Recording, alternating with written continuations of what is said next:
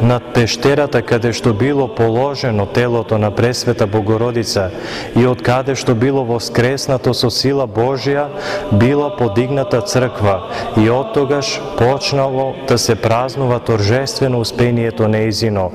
Овој празник е еден од 12 големи празници во православната црква и пред него предходи 14-дневен пост, наречен Богородичен пост. Какво е значењето на овој празник?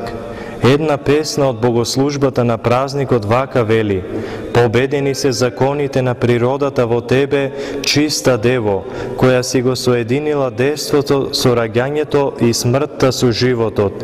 Си останала дева и по раѓањето и жива по смртта, ти, Богородице, секогаш го спасуваш своето наследство. Светата црква, крајот на земниот живот на Божјата мајка, го нарекува успение, а не смрт, бидејќи смртта како враќање на телото во земјата, а духот на Бога кој што ни го дал, не ја допрела Богородица. Буквалниот превод на црковнословенскиот збор успение е заспивање. Таа заспа за малку за да се разбуди во истиот момент за вечно блажениот живот и по 3 дена со нетлено, нераспадливо тело да се всели во небесното неминливо живеалиште. Свети Филарет, митрополит Московски, вака ќе рече за овој чудесен настан: и како што присно девата го носеше во раце Синот Божи за време на неговото земно детство, така како отплата на тоа Синот Божи ја понесе нејзината душа во своите раце во почетокот на нејзиниот небесен живот.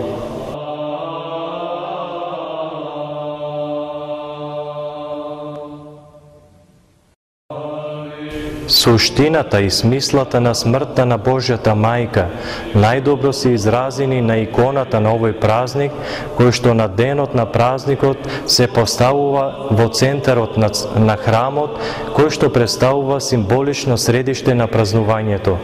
На таа икона мајката Божја леже упокоена на смртниот одар. Околу неа стојат апостолите Христови, а над неа Христос, кој во своите раце ја држе својата мајка, односно нејзината душа, представена во вид на младенче бебе, со цел да се изрази нејзината чистота. Ние, значи, гледаме упокоение, смрт, но каква смрт? Смрт која што не разделува, туку соединува, не разжалостува, туку носи радост, смрт која во конечниот исход се покажува како живот.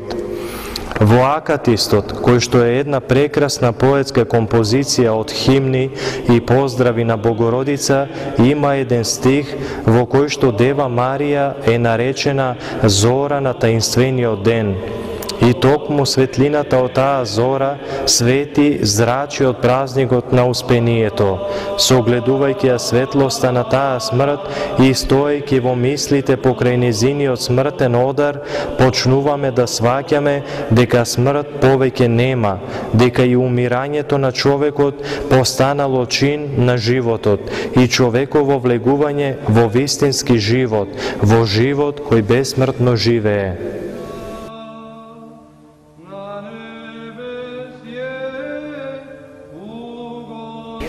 Во овие августовски денови, кога природниот свет го достигнува врвот на својата убавина и како и самиот да станува пофалба, надеж и знак за другиот свет и живот, се трепери во успенска светлина, во која одекнуваат зборовите на молитвата.